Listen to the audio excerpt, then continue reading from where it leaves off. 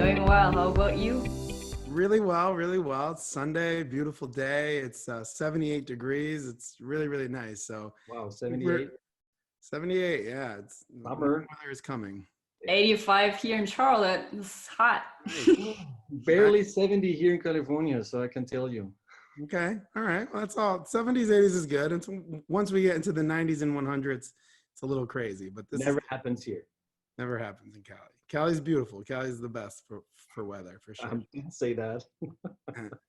But yeah, so today I'm super excited to talk about what happens when technology and design become one, and how they come together in today's world. So, what are your thoughts about how technology is affecting design? So let me add one thing before we stumble into this topic. Last week we talked about the operatory part 2, and I have to say that was amazing how much reaction we got out from all the people out there over Facebook, Instagram, YouTube, everywhere.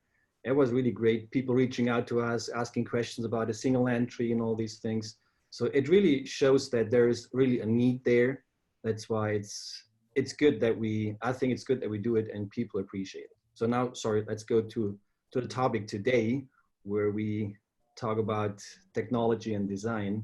Well, you actually just sort of answered the question, which I think is interesting from a different perspective. And I don't know if you meant to do that, but you just give a great demonstration on how technology is pushing design forward. So many people. What did I say? Well, so many people don't understand the importance of single entry operatory design, because that's not what they're being told in the market. And technology, like what we're doing here, is helping connect us all. And people are reaching out and saying, wow, thank you so much. And what about doctors that we built offices for 2 years ago and right now are extremely thrilled that they got the right education with Kappler and SurfCT from a perspective that their offices are built and they're already ready for this, era that we're coming into, right? This post, so yeah, it's super. I mean, you kind of answered it. It's funny, like how that works. All right, wonderful. So, you look here at the waiting room, and the waiting room that you guys designed here. Was this in California, this project? Yes. Mhm. Yes. Cupertino. Actually, in Cupertino, yeah. Beautiful. Just simply beautiful. Clean, elegant, really, really nice. Looks simple, but isn't. Tell me a little bit about that.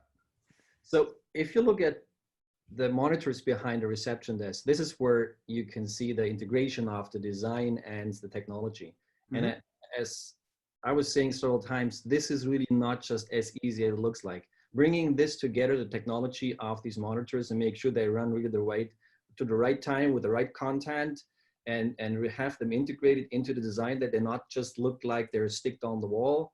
This is designing the technology and designing the office.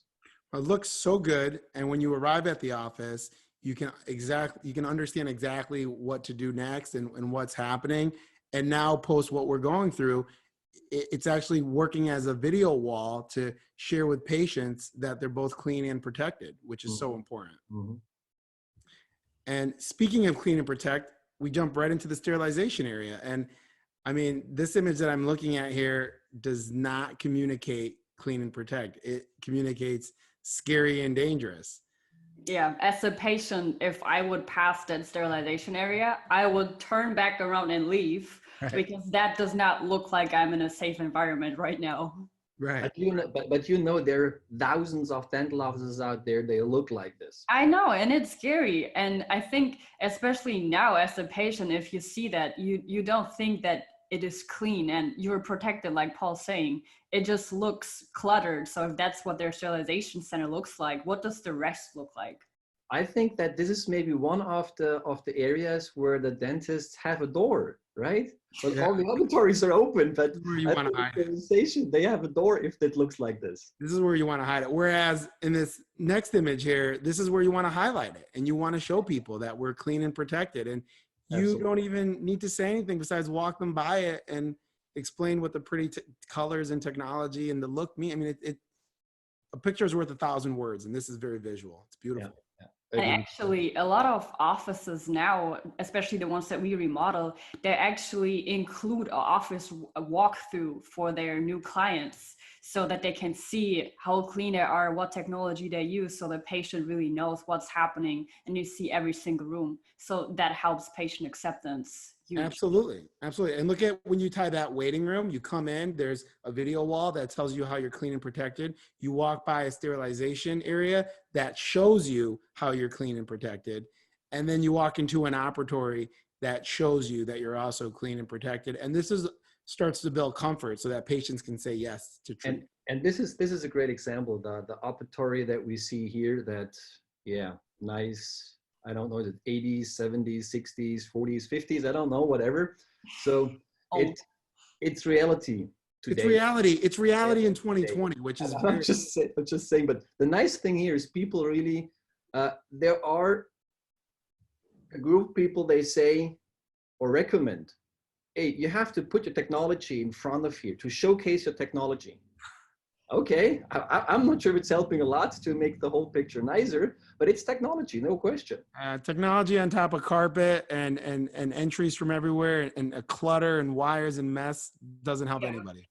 It's like driving a car but put some nice rims on it and it's gonna look awesome. Like, no, your entire office should look great and not just one piece of it. This show just went to PG-13 because we dropped a swear, but that's okay.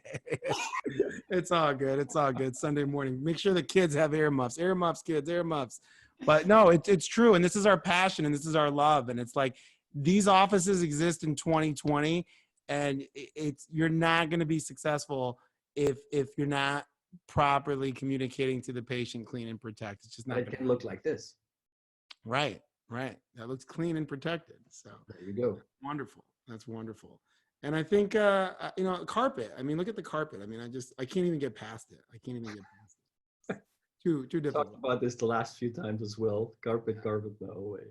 Yeah. Until we don't see it anymore, we'll talk about it. That's it.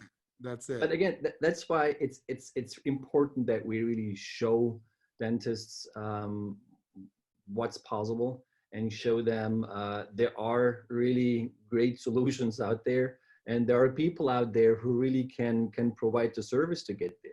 Because there are a lot of companies out there saying they can do it. I don't know how they want to do it because they haven't done this.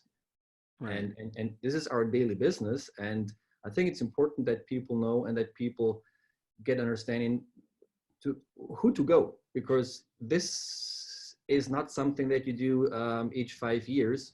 This is something you maybe twice your career, and that's it. So this lasts for 20, 30 years. So 1 or 2 times your life. Your average dentist will do this once or twice in a lifetime. Some will do it 3 times at most. Yeah. Collectively, Kappler and SurfCT has done well over 9,000 dental practices. And it's, for SurfCT, it's 2 decades. How many decades for Kappler? 7 in the 8th. 7 to 8 decades. So we have a little bit more than the 9,000 that you mentioned. So I guess there are maybe more conservative, I would say about 50, 60,000 around the world over the decade over the time of 70 years. Okay. So there are a few dental offices out there. Yeah. And that level of experience and in the 9,000, I'm kind of counting what we've been part of, but that level of experience that you guys are bringing to the table in design and technology, like it's what you don't know that you don't know. And that is the most important thing, is that, designers can have good intentions, and other technology will have good intentions, but what you don't know that you don't know is where the trouble will lie. And together we're really good at avoiding those pitfalls. Yeah. But on the other side, I want to point this out here.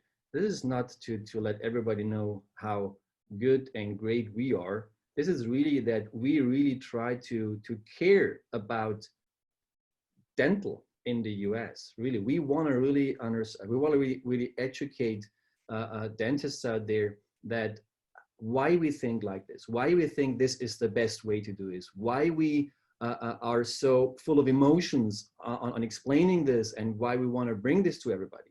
I think this is also important to to our audience here, they understand this is not a selling event where we sell what we do.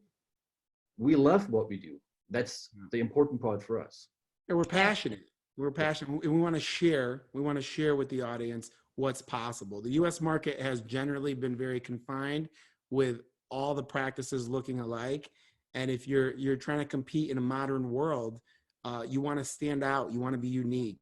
And I think our passion is coming through. Yeah, and I think for both SurfCT and Kappler, for us, it's not just doing what everyone else does, but for us, it's always important to have new innovations, to rethink what are we doing? Is there something to improve it? And to never just being stuck to one vision, but really request things and ask ourselves, is this the right way? Can it be improved? And I think that's an important mindset that maybe sometimes gets lost, but for us, that's just how we are. Right. And when you build over 50,000, over 60,000 offices, and you're constantly asking yourself, how can I make this better? How can I improve? How can I improve the workflow? How can I improve the entire practice experience? That's just an unbeatable formula. It's an unbeatable formula. And I would encourage doctors to reach out and ask questions. Please comment on the video, ask questions, let us know. We get so many views on the videos. People reach out on the DM and speak to us, but leave a comment and let us know what you're thinking. We'd love to help. Absolutely. Thank you. Well, thank you guys. It's been great. Really enjoyed this Sunday brunch, and we'll see you guys next week. Absolutely. Have a good day. Bye-bye. Take care, everybody. Bye-bye.